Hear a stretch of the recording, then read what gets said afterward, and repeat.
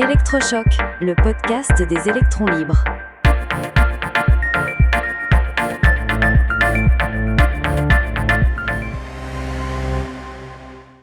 Les super-pouvoirs des NGT. Aujourd'hui, nous allons aborder ces nouvelles techniques génomiques qui promettent de transformer notre agriculture et, par extension, notre alimentation. Céleste, qu'est-ce que sont exactement ces fameux NGT? Excellente question, Max. Pour comprendre les NGT, il faut d'abord se souvenir des OGM classiques, les organismes génétiquement modifiés.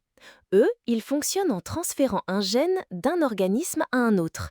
Imaginez prendre une pièce d'un puzzle et l'insérer dans un autre puzzle.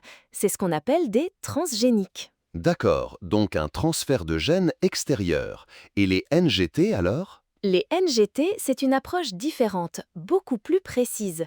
Elles utilisent une technologie révolutionnaire qu'on appelle les ciseaux moléculaires, popularisés par le système CRISPR-Cas9. Au lieu d'ajouter un gène étranger, on va modifier très précisément la génétique d'une plante, un peu comme si on corrigeait une faute de frappe dans un livre. On ne rajoute pas de nouveaux textes, on ajuste l'existant. C'est une distinction cruciale donc, on ne parle plus de gènes extérieurs. Exactement. Et c'est là toute la subtilité. Ces modifications pourraient même apparaître spontanément dans la nature, par des mutations ou des croisements successifs, mais avec une probabilité bien moindre et sur des temps beaucoup plus longs.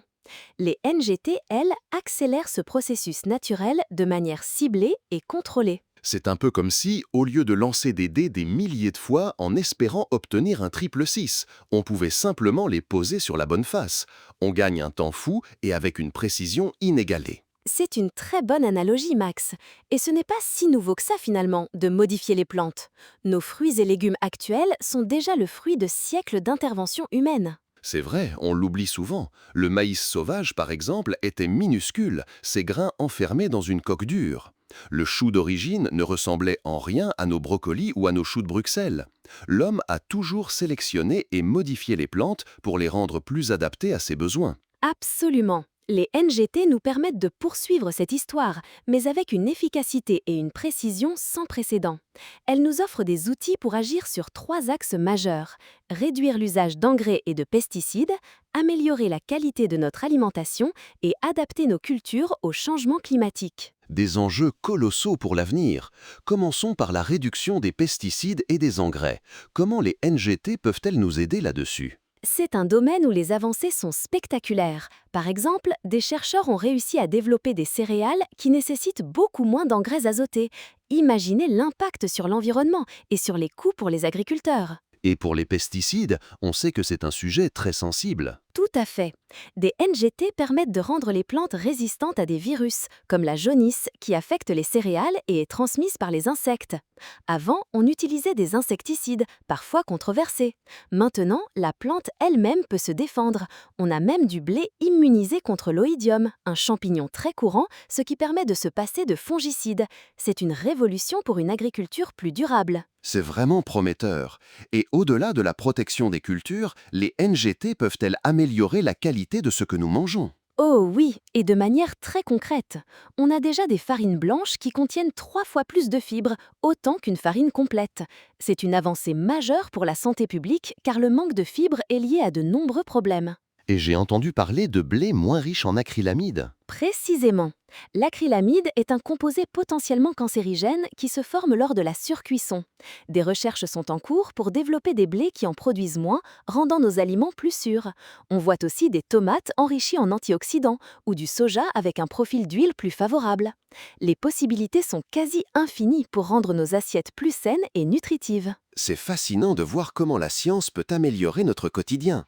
Et face au défi du changement climatique, les NGT ont-elles un rôle à jouer? Un rôle absolument essentiel, Max. Le réchauffement climatique entraîne des sécheresses, des inondations, des températures extrêmes. Les NGT permettent de développer des plantes plus résistantes. On a des plants de blé avec des racines plus longues, capables de mieux résister à la sécheresse. D'autres sont conçus pour mieux supporter le gel. Donc on peut concilier rendement et adaptation aux nouvelles conditions climatiques. Exactement. C'est crucial pour éviter les pénuries et les flambées de prix tout en préservant nos terres. L'édition génomique nous offre la capacité de créer des variétés qui sont à la fois productives et robustes face aux aléas climatiques sans avoir à sacrifier l'une pour l'autre. C'est une perspective très encourageante pour la sécurité alimentaire mondiale. Absolument. Les NGT représentent une opportunité incroyable de rendre notre agriculture plus résiliente, plus respectueuse de l'environnement et plus apte à nourrir une population mondiale croissante. Elles sont un outil puissant pour l'avenir, un avenir où l'innovation et la science nous aident à relever les défis majeurs de notre temps. Céleste, merci beaucoup pour ces explications claires et passionnantes. On comprend mieux pourquoi tant de scientifiques voient dans les NGT une véritable révolution pour l'agriculture. Avec plaisir, Max. C'est un domaine en pleine effervescence et les bénéfices potentiels sont immenses pour tous. C'est tout pour aujourd'hui sur les super pouvoirs des NGT. Merci de nous avoir écoutés et à très bientôt pour un nouveau sujet passionnant. Soutenez les électrons libres. Abonnez-vous sur lel.media.